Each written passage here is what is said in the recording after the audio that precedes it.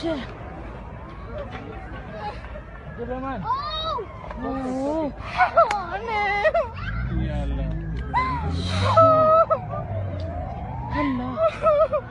All right. Good afternoon, everyone. My name is Elizabeth Espinosa, Executive Director of Communications for the Los Angeles County Sheriff's Department. We thank you so much for being here with us today. In the order of speakers that we will have today will be LA County Fire Chief Daryl Osby, and then we will have LA County Sheriff Alex Villanueva come to the podium. Thank you.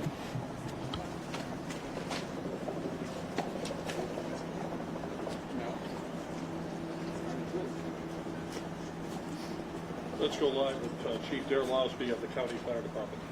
Good afternoon. My name is Daryl Osby, and I'm the Fire Chief of the Los Angeles County Fire Department. I want to thank you for coming here to today's briefing of the Willow incident.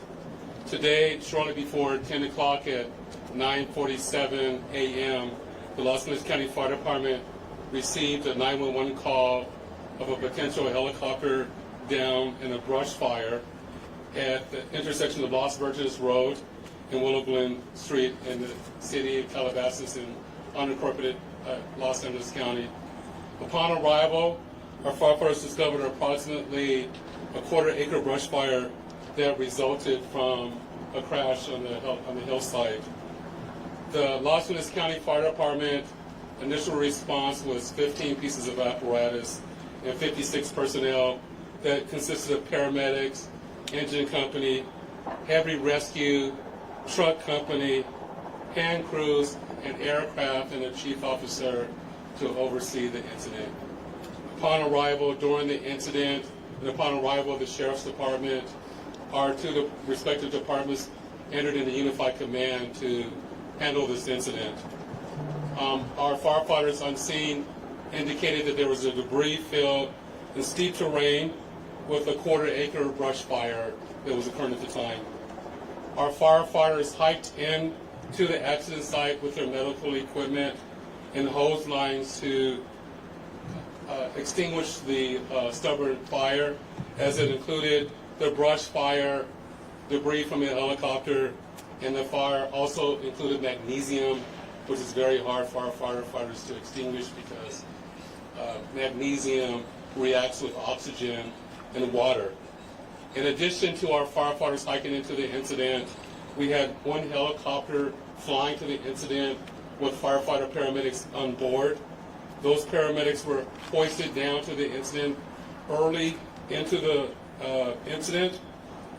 They did a search of the area for survivors.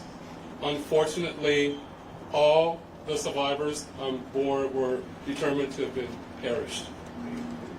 Firefighters and hand crews worked to extinguish the fire while carefully preserving the incident for investigation. Currently, this investigation is still ongoing. I would like to turn this over to my sheriff to continue the press briefing.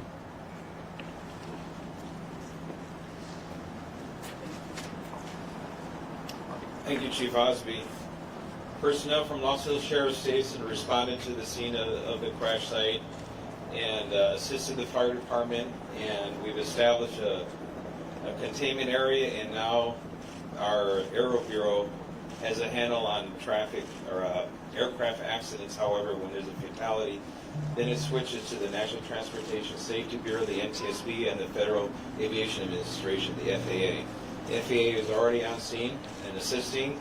We're waiting the arrival of the coroner's office to assist in the recovery of the remains. As the chief indicated, there were no survivors. We have a manifest that indicates that there was 9 people on board the aircraft. The pilot plus 8 individuals. There is wide speculation of who the identities are. However, it is entirely inappropriate right now to identify anyone by name until the coroner has made the identification through their very deliberative process, and they've made notifications to next of kin. And it'd be extremely disrespectful to understand that your loved one was perished and you learn about it from TMZ. That is just wholly inappropriate, so we're not going to be going there. We're going to wait till the coroner does their job, and we're assisting the families of those who believe they've been impacted, and it's a tough process. And our hope goes out to all of the members who are on board, all the family of everyone who was on board this aircraft, and God bless their souls. So at this point in time, we have nothing that we can add until the coroner does their job, and we'll be making those notifications when we have the information and we know the next of kin have been notified. Then we can release the information publicly, and you'll be notified in subsequent announcements. Sheriff, there's one thing you says 9 can and 4. confirm. Does that Do we mean there were have a 9 bodies? confirmation actually of 9 bodies there at the scene? That is our belief, yes. So we realize at this point there are so many questions. There's a lot of information out there, and again, we understand. There's a lot of information that's floating, but we certainly have a responsibility and an obligation, out of respect, of course, for the families. And this is a very difficult time for us all, for the city. We have the mayor here of Calabasas, also city. We thank them for being here. And in fact, they wanted to pass on a message that for those in the community that want to gather here or coming to Calabasas, if you do, you are welcome to join others at the Dianza Park here in Calabasas, and the cross streets there are Los Hills and Las Virgenes. Also, the Sheriff's Information Bureau will be sending out updates as to when there will be, if there is one, a press advisory out, a notification of another press conference or any other updates through our Twitter. So please look for that. And again, we thank you so much for being here today. And again, thank you for your time. Elizabeth, Sheriff, please.